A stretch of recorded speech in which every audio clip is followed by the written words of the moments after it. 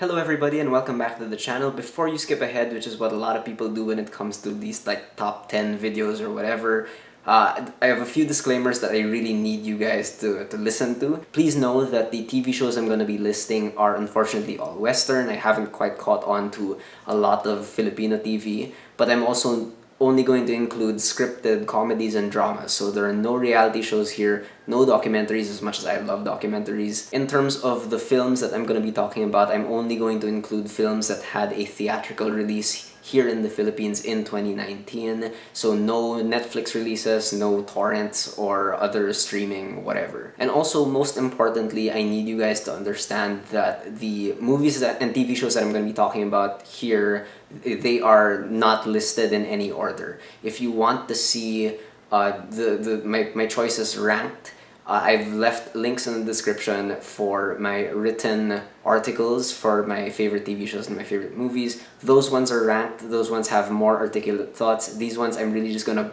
like move through my choices really quickly just because I'm gonna be talking about like 30 different things. So let's get right to it. So the way that I've arranged these choices is that I've sort of put them into arbitrarily decided groups. So for TV shows, I've split them into three different clusters. So this first cluster, for lack of a better phrasing or whatever, they're all half-hour shows that take place in the real world. So yeah, like kind of a slim connection, but let's get right to it. So first of all, we have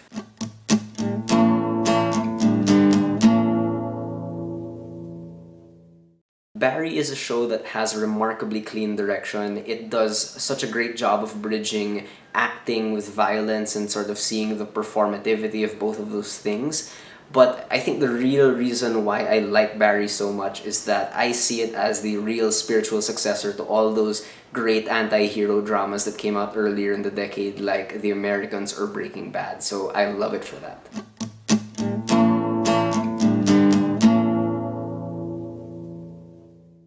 Better Things, I would argue, is the best directed show of the last few years. Pamela Adlon, who's directed every single episode from season 2, is one of the best directors working today, period. This is such an insightful show about sort of the inner lives and desires of women characters. And whereas I thought Barry was the spiritual successor to those anti-hero dramas, I think Better Things is the spiritual successor to Richard Linklater's Boyhood in terms of the style of filmmaking, but I think that Better Things arguably does it better.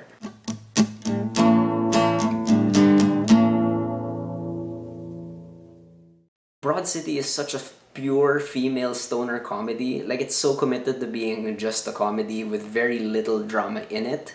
And Abby Jacobson and Ilana Glazer are incredible. They will go down in history as one of the best friend duos on TV. And watching this show and loving it has sort of made me see my friendships differently. Like, I've been able to see them as like a series of great little adventures, even if we're just doing normal things.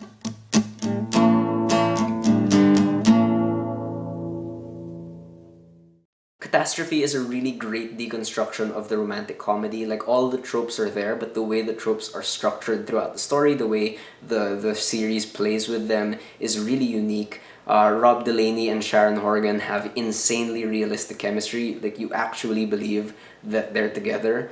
And while a lot of people will point to Catastrophe as an example of a really funny show, I actually don't find it as funny as much as I find it dramatic, and I love the little bits of character development that happen throughout the entire series.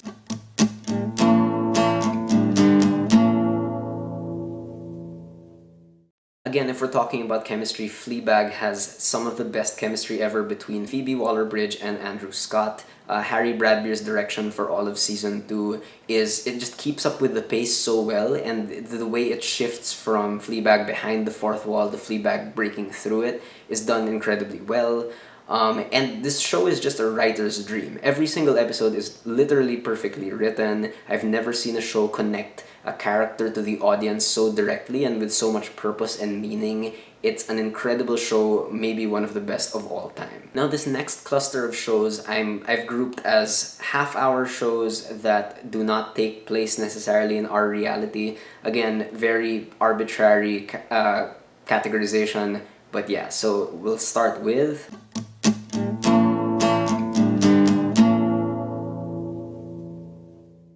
BoJack Horseman is an adult animated cartoon that has always been fun to watch because it really does look very good, and the animation noticeably gets better every single season. It looks better even in this half season. And it just knows how to use the medium of animation so well. Like the way they tell stories on this show, you can't do that kind of stuff like in live action. But most of all, BoJack has been notable because it's been so brave. It's been so brave to explore such like deep weaknesses in these characters. But for this half season, it also has the bravery to actually put them on the upswing for once and to give us hope again that these characters can get better.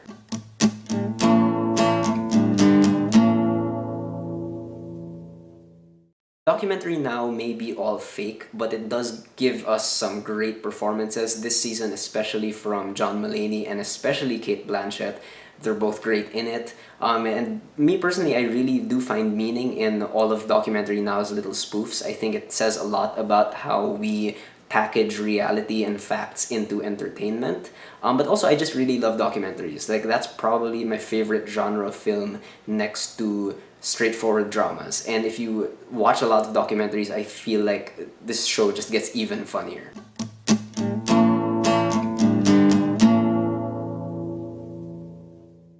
Primal is another adult animated cartoon that just has insane animation that is so smooth, and like you would not expect less from Genndy Tartakovsky, who gave us Samurai Jack. The action sequences in this are even better than those in Samurai Jack. They're incredibly brutal, but they're so much more exciting than like most other live action shows. But I think one of the main reasons why I love Primal so much is that I personally, as a writer, suck at writing dialogue. Like, I don't really know how to do it yet. And Primal has no dialogue, and yet somehow they're able to convey character and story and plot and thematic ideas like just through action, and that's something that I'd love to learn and really study.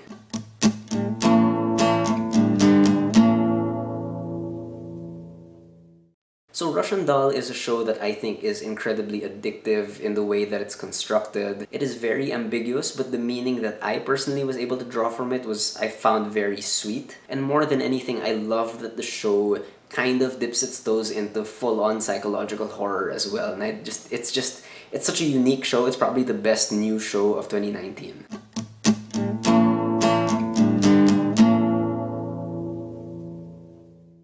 There are a lot of comedies on this list, but there's only one comedy that has made me consistently laugh with every single episode, as in laugh out loud, and that is Veep. Like, the writing in this season also, is just so sharp. The performances are some of the greatest comedic performances you will ever see, especially from Julie Louis-Dreyfus and Timothy Simons. And I will always take the chance to say this, but Veep did such a better job at doing like a Mad Queen sort of storyline than Game of Thrones ever did. Like, Celine Lemaille's rise to power is just terrifying and hilarious at the same time. And now we move on to the hour-long shows. Notice I don't want to use the terms drama or comedy because even here for the hour-long shows, a couple of these are arguably more comedies than dramas. So let's start off with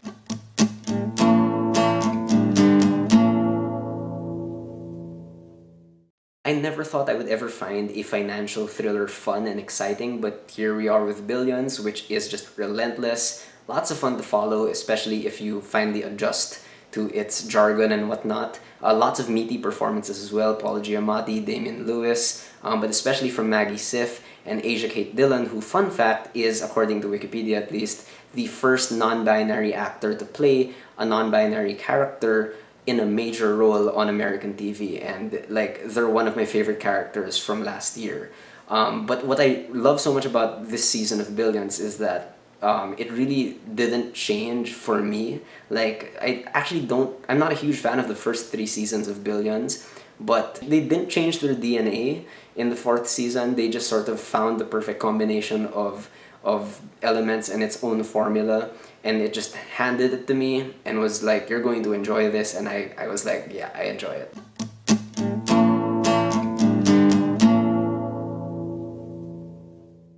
The Expanse is a show that was cancelled on Sci-Fi, but it was picked up by Prime Video, and now that they have that Amazon money, this show looks incredible. Like, it looks better than some blockbusters that came out in 2019.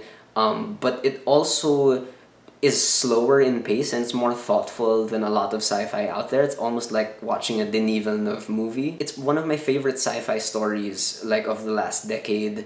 I think that it hits really close to home, especially now, because so much of the fourth season is about tribalism and about people who have to learn to work together to survive a malfunctioning planet. So that's really, really eerily timely.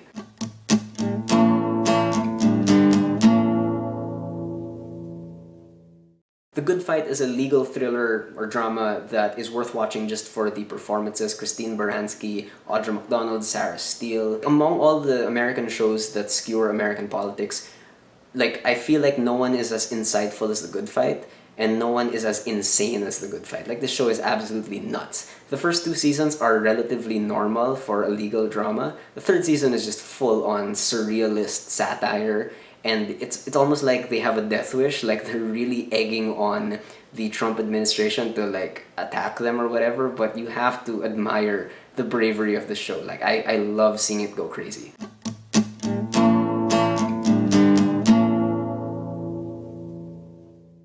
So in Perpetual Grace Ltd or Limited, you are never going to see Ben Kingsley like this ever again. He is so insane, like the way his character talks is like he's rapping or chanting at the same time, and he has a lot of great monologues. But also Luis Guzman, who usually is in the background as just like your token Mexican character, has a really good role in this as well. And for all its weirdness, this show is really sweet at its core. It's really a story about fathers without sons, sons without fathers, etc., etc. And it's the most committed neo-Western I've ever seen. And I have a very soft spot for that particular subgenre. So if you're into that as well, or into like Coen Brothers type stuff, I would recommend Perpetual Grace. And finally, let's talk about the final TV show on my list, and that is...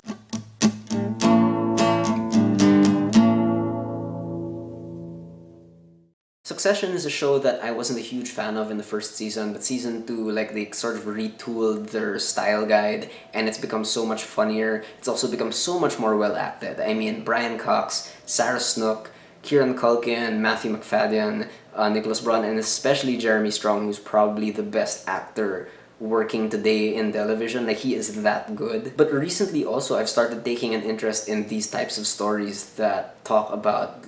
It's essentially like rich people problems, but it's written in such a way where it doesn't come off like that, and you care and you're invested. I think that's particularly difficult to pull off, and I find it fascinating to study. So that does it for TV. Let's talk about film this time. And the way I've broken up the film categories, I've sort of, again, arbitrarily broken them up into where the films are from. So I have American cinema, European cinema, kind of, Asian cinema, kind of, and then Philippine cinema. So let's start off with...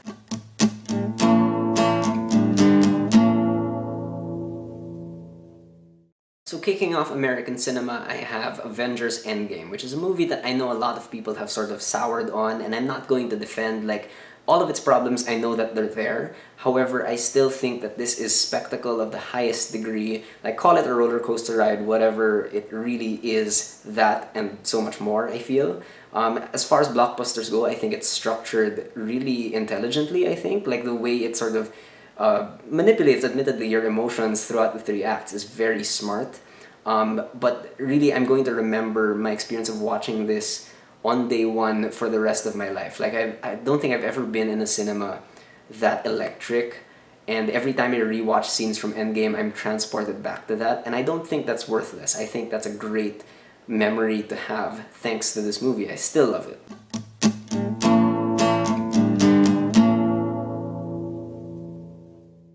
Knives Out is just one of the best written movies of 2019, full stop. The way it uses the whodunit structure, but also experiments with it, and by like the 30-minute mark or the 1 hour mark, I had just completely given up on trying to predict whatever would happen. Like, I was just there for the ride. So satisfying. I am in love with Ana de Armas. Like, I have not crushed on an actress in years, and I just love her. She is so good in the movie.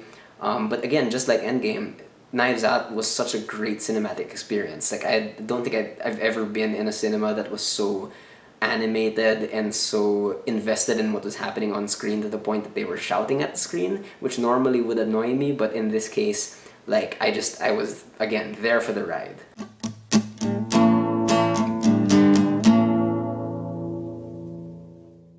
The Lighthouse is now Academy Award nominee The Lighthouse because it has an Oscar nomination for cinematography, which it absolutely deserves. This is some of the best black and white cinematography in years because the movie actually looks old, like they dug up the film stock from the grave. So it looks fantastic, but in terms of like its narrative and its meaning, I think the more I've let it simmer in my mind, the more meaning I've gotten from it. So I appreciate that a lot about this movie. But also, like, the experience of watching The Lighthouse was really memorable because when I watched it, I had not eaten dinner and I was very hungry, and I just had a can of picnic with me. And if you've seen the movie, not a spoiler, these two characters start going crazy on the island partially because they run out of food. And so I felt like I was in the movie. It was like a 4D experience, and I will remember it forever.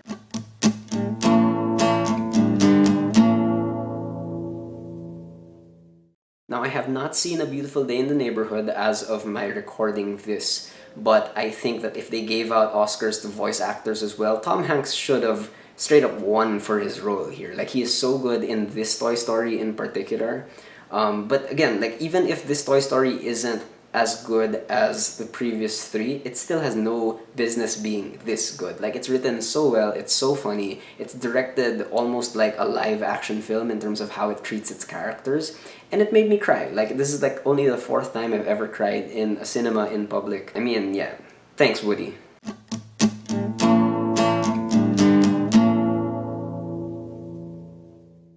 Now, moving on to European cinema, this movie Beanpole is from Russia. It has 2 of the best lead performances from last year. Victoria Miroshnichenko and Vasilisa Peredezhina have gotten 0 acclaim from other awards places, but I think they absolutely deserve it. They're incredible. There's so much tension in this movie, even if seemingly nothing is happening, but there's so much happening beneath the surface. It's the kind of writing that I aspire to because I just end up writing very sad things, and this movie is very sad and hard to watch. But like, just the nuance in the characters, the history between them is so rich. Watching this felt like reading a great book.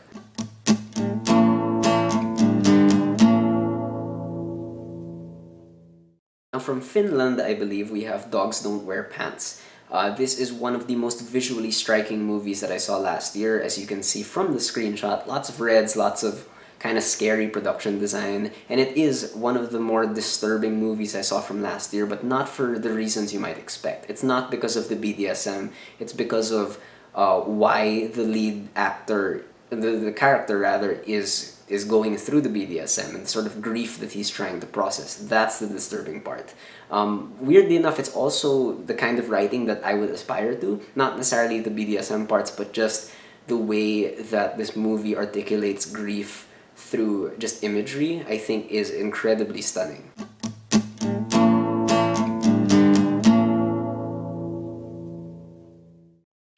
What more can be said about Portrait of a Lady on Fire? This movie is incredible. I think Celine Sciamma was absolutely snubbed by the Oscars, even if the Oscars they probably never even saw Portrait. But like, I've never seen a director trace her character's gazes so well. And the 2 lead actresses, Noemi Merlant and Adele Haenel, their chemistry is off the charts, but there's also, again, so much going on underneath. And most importantly to me, this is such a great movie about art. It's a movie that actually inhabits the mindset of a visual artist, and as you watch the movie, you gain a better appreciation for the character's art. And you know, I'm not a visual artist, I'm a writer, so I have a harder time understanding visual art, but through this movie, I feel like I understood every brush stroke.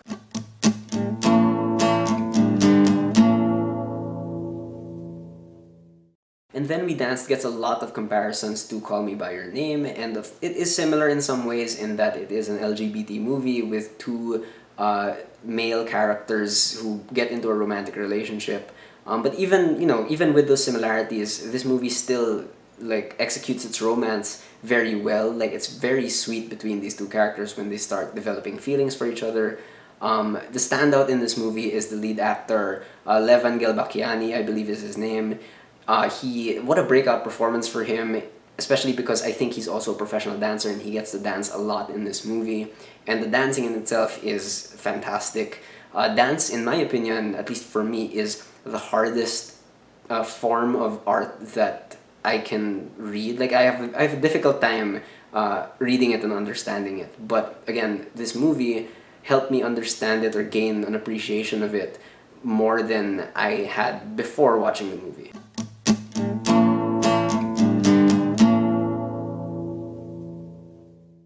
Vitalina Varela from Portugal is unlike anything you've ever seen. I think visually speaking, there's nothing like it because most of the movie is actually sort of pitch black. The production design looks like it's straight from the 1920s of the German Expressionist era.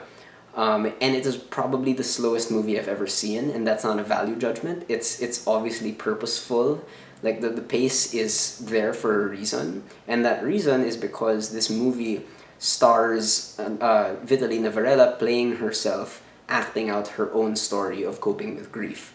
And that blew my mind, like finding that out, because essentially this movie is a 2-hour therapy session for the lead actress, and we get to be passive observers of that. And it sort of made me reevaluate the purpose that cinema could take if we approach it this way. And that's crazy. I'm never going to forget that.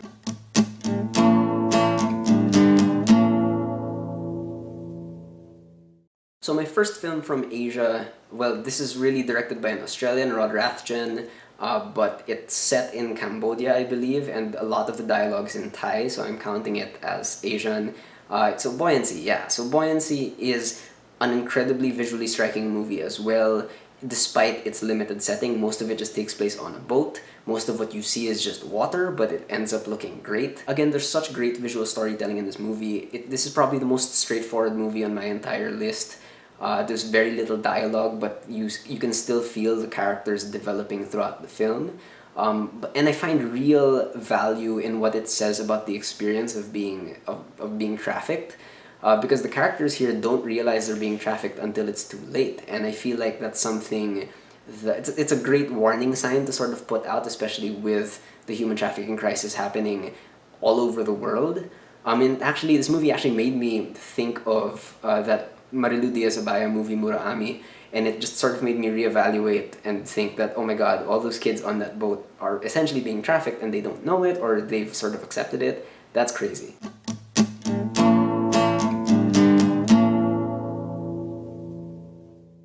The first of 2 South Korean movies on my list is Extreme Job. This is probably my favorite comedy from last year, maybe, I have to think about it. But, you know, in a time when, like, after the Oscars snubbed certain Asian actors, discussion has been cropping up about how the Academy has a very bad track record of recognizing Asian actors, especially individual Asian actors. And for a great example of some Asian actors, just look at the ensemble of Extreme Job. Like, all 5 of these actors are so funny individually, and when they get together, it's like fireworks, like sparks fly. They're so funny together. And even if this movie is mostly a comedy, I think that it does get in some light satire about the police force and how they're so incompetent that they would be better off doing something else. And it's just like the hook of this movie, which is that it's a bunch of police officers who realize that they're so good at cooking chicken and selling chicken that they almost quit their jobs just to be chicken salesmen. It's so stupid, but that's what makes it so good.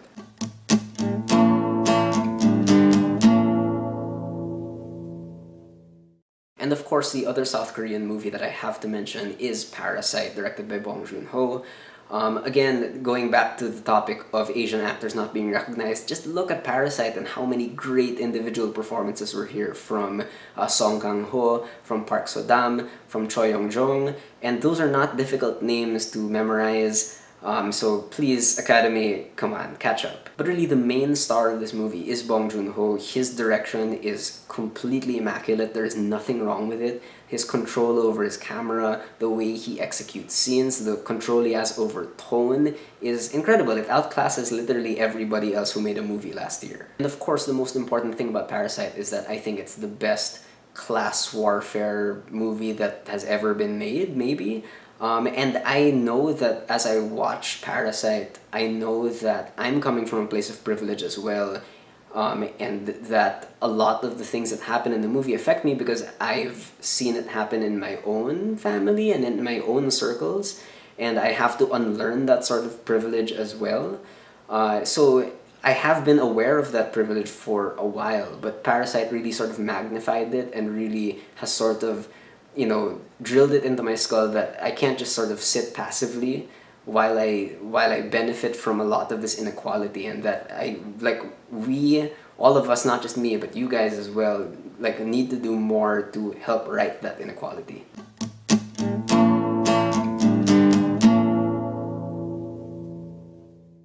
Now let's talk about Philippine cinema. So this year, or rather last year, had so many great Filipino movies that I really wanted to put onto the main list of 15, but I got to fit in 3. So the first one that I want to talk about is a documentary called A is for Agustin. If you ever get the chance to see this documentary, pay attention to how it's edited to create a narrative. And that's really sort of basic filmmaking stuff that is done exceptionally well, especially for a documentary. And some documentaries really just need a great subject to be great. And A.S. Fergustin has both the excellent craft and it has a fantastic subject in Mang Agustin, who is just a hero and such an inspirational figure, although he is also somebody who really needs our help as a society. I think of all the movies on this list, with the exception maybe of Parasite and or Knives Out, this has maybe the most important message to send out. And if there's one movie that I would put into the MMFF to give access to the entire country for 2 straight weeks, it would be this movie. Imagine if this whole country got to see this film. I just wish more people pushed for seeing stories about our farmers, about our indigenous peoples. They really need their stories told.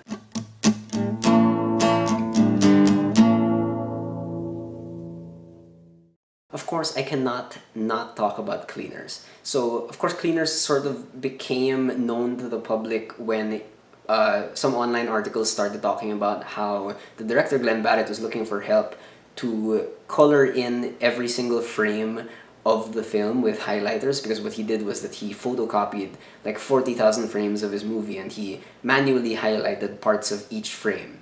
And that's not just the gimmick in this movie. When you see the final product, it really works as a visual representation of our memory of youth or of our high school lives. I don't remember laughing so hard during a movie and then very abruptly being moved to almost tears in the same scene. Glenn Barrett is just a beast of a director. This is his first film. That's ridiculous to me. That's insane. It's really something. One of my favorite Filipino movies of the decade, hands down. And I think it really captures the experience of high school. Obviously not every single specific experience, but for me, it perfectly captures the experience of feeling shame in high school, of pretending to be someone you're not, which is, at least for me, which was most of my high school life. In fact, there's a segment in Cleaners that features 3 emo boys, and when I saw them, I was like, that is literally me. I don't know how Glenn Barrett got burrowed into my head, but that was literally me in high school, and I was so elated to see someone put that on screen in such a respectful and loving and empathetic way. Not to say that I'm a persecuted minority because I was emo. It's just it was a phase in high school, but it was so fun to see it again. Oh god, I love this movie so much.